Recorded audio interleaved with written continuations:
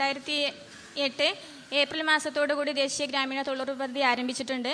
കഴിഞ്ഞ 2 സാമ്പത്തിക വർഷങ്ങളിലായിട്ട് ഏകദേശം 49,78,000 രൂപയോളം ചെലവഴിക്കാൻ സാധിച്ചിട്ടുണ്ട്. 40,800ഓളം തൊഴിൽ ദിനങ്ങൾ ഞങ്ങൾക്ക് സൃഷ്ടിക്കാൻ സാധിച്ചിട്ടുണ്ട്. മിക്കവാറും ഭൂരിഭാഗം തൊഴിൽ ദിനങ്ങളും SC/ST മേഖലകളിലാണ് കേന്ദ്രീകരിക്കാൻ സാധിച്ചതെന്നുള്ള വലിയൊരു നേട്ടമാണ്. പരമ്പരാഗത ജലസ്രോതസ്സുകളുടെ പുനരുദ്ധാരണവും SC/ST കോളനികളുടെ ലാൻഡ് ഡെവലപ്മെന്റുമായിരുന്നു കൂടുതൽ ശ്രദ്ധ കൊടുത്തുകൊണ്ട് ഞങ്ങൾ ചെയ്തിട്ടുള്ള പ്രവൃത്തികൾ. രജിസ്റ്റർ ചെയ്ത് ജോബ് കാർഡ് കിട്ടിയിട്ടും ആവശ്യപ്പെട്ടിട്ട് തൊഴിൽ നൽകാത്ത വല്ല ഡിമാൻഡ് ചെയ്ത മുഴുവൻ ആളുകൾക്കും തൊഴിൽ കൊടുക്കാൻ കൊടുത്തിട്ടുണ്ട്. 3,874 കുടുംബങ്ങളിലായിട്ട് 7,350 പേര് രജിസ്റ്റർ ചെയ്തിട്ടുണ്ട്. അതിൽ 800ഓളം പേര് മാത്രമേ ഇത്രയും കാലത്തിന്റെ ഉള്ളിൽ ഡിമാൻഡ് ചെയ്തിട്ടുള്ളൂ. 100 ദിവസം തികച്ച 32 കുടുംബങ്ങൾക്ക് കഴിഞ്ഞ സാമ്പത്തിക വർഷത്തിൽ 100 ദിവസം തികയ്ക്കാൻ സാധിച്ചിട്ടുണ്ട്. 196ഓളം കുടുംബങ്ങൾക്ക് 50 ദിവസത്തിൽ കൂടുതൽ തൊഴിൽ കൊടുക്കാൻ കഴിഞ്ഞിട്ടുണ്ട്. മഹിളാ സമാഖ്യ സൊസൈറ്റി മാനവ വിഭവശേഷി മന്ത്രാലയത്തിന്റെ കീഴിലാണ് പ്രവർത്തിക്കുന്നത്. ഇവിടെ അക്കാഡമിക് സപ്പോർട്ടും അതേപോലെ തന്നെ ഒരു കൺവേർജൻസ് പ്രോഗ്രാം ആയിരുന്നു സ്ത്രീധനരഹിത ഗ്രാമവും ഒപ്പത്തിനൊപ്പം പദ്ധതി. സ്ത്രീധനരഹിത ഗ്രാമം മഹിളാ സമാഖ്യ ചിന്തിക്കാനുള്ള കാരണം എന്താ വെച്ചാൽ ഈ പഞ്ചായത്തിൽ നടത്തിയ സ്ത്രീ പദവി പഠനവുമായി ബന്ധപ്പെട്ട് നമുക്ക് ഏകദേശം 80% ഉപേക്ഷിക്കപ്പെടൽ, സ്ത്രീകളുടെ ഉപേക്ഷിക്കപ്പെടലും ബാലവിവാഹത്തിൻ്റെ വലിയൊരു കണക്ക് കാണാൻ സാധിച്ചു. ഇപ്പോൾ പഞ്ചായത്തിനായിട്ട് സഹകരിച്ച് പ്രവർത്തിക്കുകയും അതുപോലെ തന്നെ ഡീസെൻട്രലൈസേഷനെ ശക്തമാക്കാന്നുള്ളതാണ് നമ്മളുടെ ഒരു പ്രധാനപ്പെട്ട ഉദ്ദേശ ലക്ഷ്യം. അപ്പോൾ അതുകൊണ്ട് തന്നെ ഈ ഒരു പ്രോഗ്രാം പഞ്ചായത്തായിട്ട് ബന്ധപ്പെട്ടാണ് നമ്മൾ മുന്നോട്ട് കൊണ്ടുപോയത്. കുറേയധികം പ്രചരണ പരിപാടികളും അതിനോടൊപ്പം തന്നെ വിശേഷാൽ ഗ്രാമസഭയാണ് ആദ്യം നടന്നത്. ഈ വിശേഷാൽ ഗ്രാമസഭയിൽ കിട്ടിയിരിക്കുന്ന നിർദ്ദേശങ്ങൾക്ക് അനുസൃതമായിട്ടാണ് പിന്നെ പ്രചരണ പരിപാടികൾ നടന്നത്. അത് സ്ത്രീകളായിട്ടുള്ള പ്രചരണ പരിപാടികൾ, മഹൽ കമ്മിറ്റികളായിട്ടുള്ള ഡിസ്കഷൻസ്, അതേപോലെ തന്നെ കോളേജുകളിൽ യുവാക്കൾക്ക് വർക്ക്ഷോപ്സ്, പിന്നെ അതിനോട് അനുബന്ധിച്ചാണ് പിന്നെ അതിൻ്റെ ഒരു 2ാം ഘട്ടം വഴികാട്ടി പ്രോജക്റ്റ് PSC കോച്ചിങ്ങും കമ്മ്യൂണിറ്റി കോളേജും ആരംഭിക്കുന്നത്. ഈ PSC കോച്ചിങ്ങിൻ്റെ കമ്മ്യൂണിറ്റി കോളേജിലും പ്രധാനമായിട്ട് ഉപേക്ഷിക്കപ്പെട്ട സ്ത്രീകൾ, അതുപോലെ തന്നെ വിവാഹം കാത്തിരിക്കുന്ന പെൺകുട്ടികൾ, പ്രത്യേകിച്ച് മുസ്ലിം വിഭാഗത്തിലുള്ള പെൺകുട്ടികളെയാണ് ഫോക്കസ് ചെയ്തിരുന്നത്. അതിൻ്റെ ഒരു ഇവാലുവേഷനിൽ നമുക്ക് കിട്ടിക്കുന്ന ഒരു റിസൾട്ട് എന്ന് പറയുന്നത്, ഒന്ന്, ഇനി പുറത്തേക്ക് ഇറങ്ങാൻ സാധിക്കില്ല, ഇനി ഞങ്ങൾക്ക് പഠിക്കാൻ സാധിക്കില്ല എന്ന് ചിന്തിച്ചിരുന്ന കുറേ പെൺകുട്ടികളെ തിരിച്ച് നമുക്ക് പഠനത്തിലേക്ക് കൊണ്ടുവരാൻ സാധിച്ചിട്ടുണ്ട്. മറ്റത് വിവാഹമാണ് ഞങ്ങളുടെ ജീവിതത്തിലെ ഉദ്ദേശ ലക്ഷ്യം എന്ന് മാത്രം ചിന്തിച്ച് സ്ത്രീധനം ഇല്ലെങ്കിൽ ഞങ്ങൾക്ക് ജീവിതം ഇല്ല, മുന്നോട്ട് കല്യാണം കഴിക്കാൻ പറ്റില്ല എന്ന് ചിന്തിച്ചിരുന്ന കുറേ പെൺകുട്ടികളിൽ മാറ്റം കൊണ്ടുവരാൻ സാധിച്ചു. ഈ സുസ്ഥിര വികസനത്തിൻ്റെ ഭാഗമായിട്ട് നമ്മൾ കാണേണ്ട 2-3 സുപ്രധാന കാര്യങ്ങളുണ്ട്. ഒന്ന് കുടിവെള്ളം. ഈ കുടിവെള്ളത്തിൻ്റെ കാര്യത്തിൽ നമ്മുടെ പഞ്ചായത്തിനെ ഒന്ന് സമ്പന്നമാക്കാൻ അല്ലെങ്കിൽ ഒരു സുസ്ഥിര വികസനത്തിലേക്ക് കൊണ്ടുപോകാൻ കഴിഞ്ഞിട്ടുണ്ടോ എന്ന സംശയമുണ്ട്. അതുപോലെ തന്നെ മാലിന്യ സംസ്കരണം, ആ കാര്യത്തിൽ വളരെയധികം എനിക്ക് തോന്നുന്നത് വളരെയധികം ഒട്ടും തന്നെ മുന്നോട്ട് പോകാൻ ധാരാളം പദ്ധതികൾ പ്രോജക്റ്റിൽ വയ്ക്കുന്നുണ്ടെങ്കിലും അതൊന്ന് നടപ്പാക്കാൻ, ഇംപ്ലിമെൻറ്റിങ് സ്റ്റേജിൽ എത്തിക്കാൻ നമുക്ക് കഴിഞ്ഞിട്ടില്ല. ഇതൊക്കെ ജനകീയമായ പ്രധാനപ്പെട്ട സുപ്രധാനമായ കാര്യങ്ങളാണ്. അതുപോലെ തന്നെ തെരുവ് വിളക്കളുടെ കാര്യം, അതുപോലെ നമ്മുടെ ഡ്രെയിനേജിൻ്റെ കാര്യം, ഇതുപോലെയുള്ള ഒരുപാട് കാര്യങ്ങൾ നമ്മുടെ ജനങ്ങളുടെ ജീവിതവുമായി ബന്ധപ്പെട്ട് ഒരു ഗ്രാമപഞ്ചായത്തിൻ്റെ ധർമ്മത്തിൽ അവർ നടപ്പാക്കേണ്ട ധർമ്മങ്ങളിൽപ്പെട്ടതാണ്.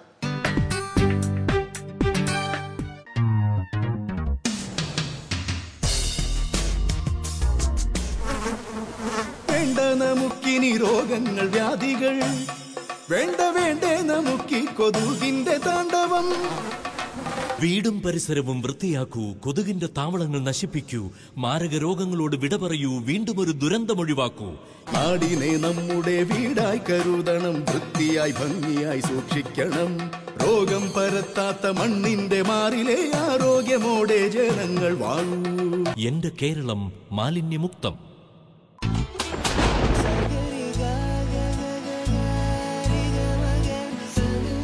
മഴക്കാലം ഇങ്ങെത്തി, ഒപ്പം മഹാരോഗങ്ങളും. ഇതിന് പരിഹാരമാർഗം ഒന്നേ ഉള്ളൂ, ഓരോരുത്തരും അവരവരുടെ വീടുകൾ ശുദ്ധമായി സൂക്ഷിക്കുക. കൊതുക്, ഈച്ച തുടങ്ങിയ രോഗവാഹകരായ ജീവികൾ പെരുകുന്ന സാഹചര്യം ഒഴിവാക്കുക. മാലിന്യങ്ങൾ നീക്കം ചെയ്യാൻ ആരോഗ്യ പ്രവർത്തകരുമായി സഹകരിക്കുക. അത് മഹത്തായ പൗരധർമ്മമാണ്. വീടും പരിസരവും വൃത്തിയാക്കാം, പകർച്ചവ്യാധികൾ ഒഴിവാക്കാം.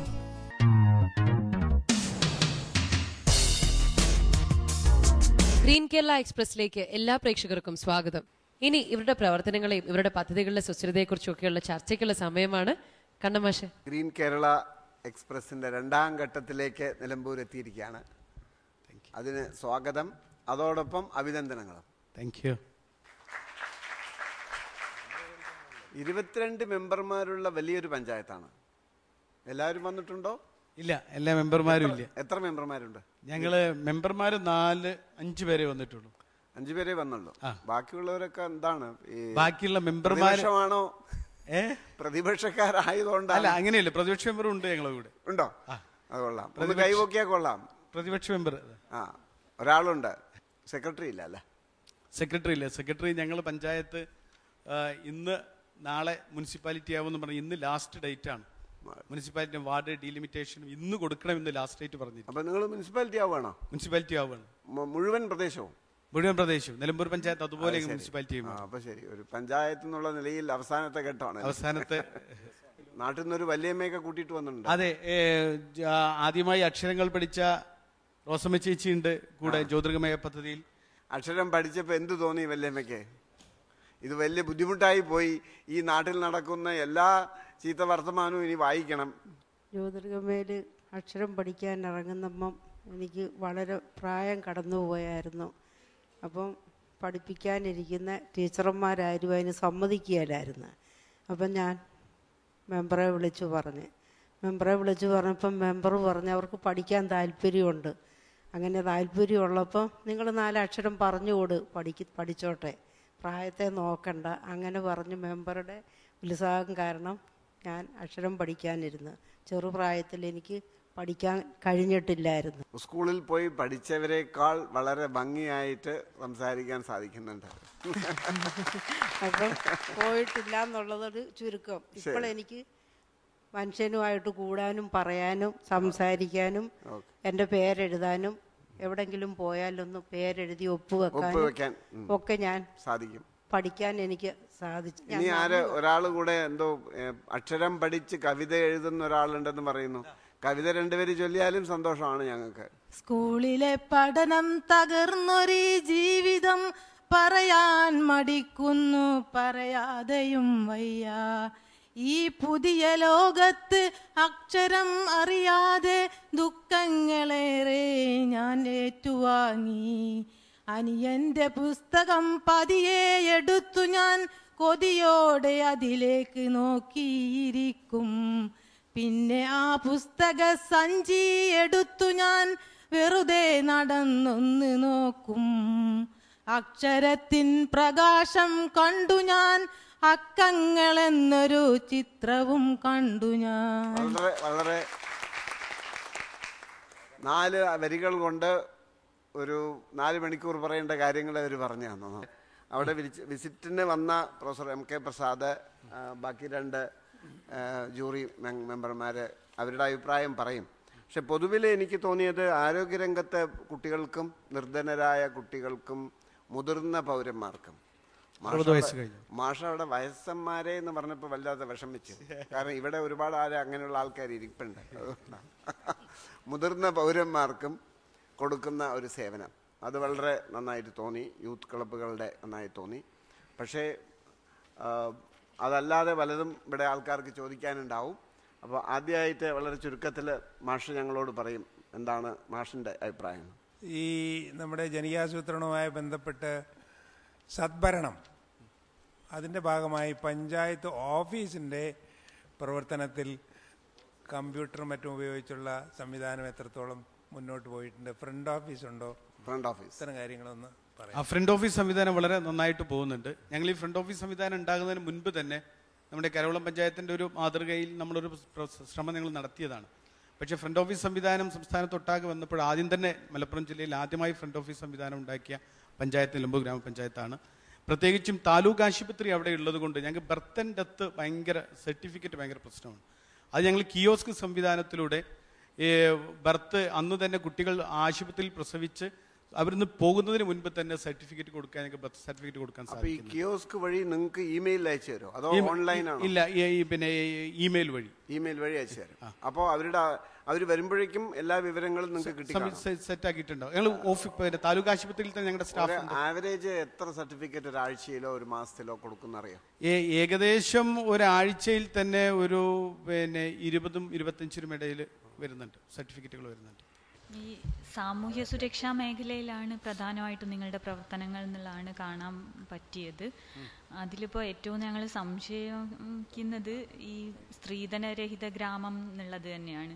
അപ്പോൾ അത് മഹിളാ സമാഖ്യ സൊസൈറ്റി, സാമൂഹ്യക്ഷേമ വകുപ്പിന് കീഴിലുള്ള മഹിളാ സമാഖ്യ സൊസൈറ്റിയാണ് അതിൻ്റെ പ്രവർത്തനങ്ങൾ നടത്തുന്നത് പ്രധാനമായിട്ടും. നിങ്ങൾ എന്താണ് ചെയ്യുന്നത് എന്ന് ഇവിടെ ഉള്ളവർക്കും കൂടെ മനസ്സിലാക്കാം. മഹിളാ സമാഖ്യ സൊസൈറ്റി ഞങ്ങൾ കൂടിയാണ്. പഞ്ചായത്താണ് പദ്ധതി തുടങ്ങുന്നത്.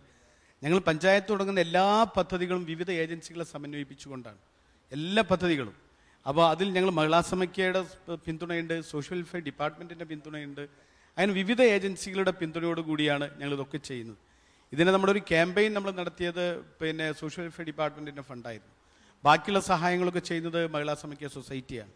പഞ്ചായത്ത് ആദ്യം ഇതിലേക്ക് വരാനുണ്ടായ ഒരു കാരണം, ഞങ്ങളൊരു 1000 വീട് പദ്ധതി എന്ന് പറഞ്ഞൊരു പദ്ധതി നടപ്പിലാക്കി. ഞങ്ങൾ സർവേ നടത്തി കണ്ടെത്തിയ ആളുകൾക്ക് 716 വീടുകൾ 3 വർഷം കൊണ്ട് കൊടുത്തു.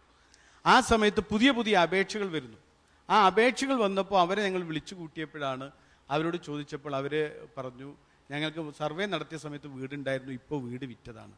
അപ്പോഴാണ് ഒരു വർഷം 50-നും 75-നും ഇടയ്ക്ക് ആളുകൾ വീട് വിൽക്കുന്നു കല്യാണം ചെയ്യാൻ.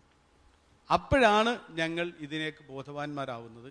അതിലാണ് ഞങ്ങൾ ഇതിനു വേണ്ടിയുള്ള അന്വേഷണങ്ങൾ ആരംഭിക്കുന്നത്. അപ്പോഴാണ് മഹിളാ സമാഖ്യ സൊസൈറ്റിയും കൂട്ടുപിടിച്ചുകൊണ്ടുള്ള പദവി പഠനവും സർവേയും കാര്യങ്ങളും ഒക്കെ ഞങ്ങൾ നടത്തിക്കൊണ്ടിരിക്കുന്നത്. വന്നിട്ടുണ്ടെന്ന് പറഞ്ഞല്ലോ. വന്നിട്ടുണ്ട്. അവരുടെ അഭിപ്രായം കൂടി ഒരു 2 വരി. സ്ത്രീധനത്തിനോട് ആദ്യം മുതൽ തന്നെ നമുക്ക് കടുത്തായ ഒരു എതിർപ്പുണ്ടായിരുന്നു. ഈ സാഹചര്യത്തിലാണ് പഞ്ചായത്ത് ഇങ്ങനെ ഒരു പദ്ധതിയുമായിട്ട് മുന്നോട്ട് വരുന്നത്. അതിലാദ്യമായി തന്നെ ഞങ്ങൾ പേര് രജിസ്റ്റർ ചെയ്തു, കാര്യങ്ങളുമായി മുന്നോട്ട് പോയിക്കൊണ്ടിരിക്കുന്നു.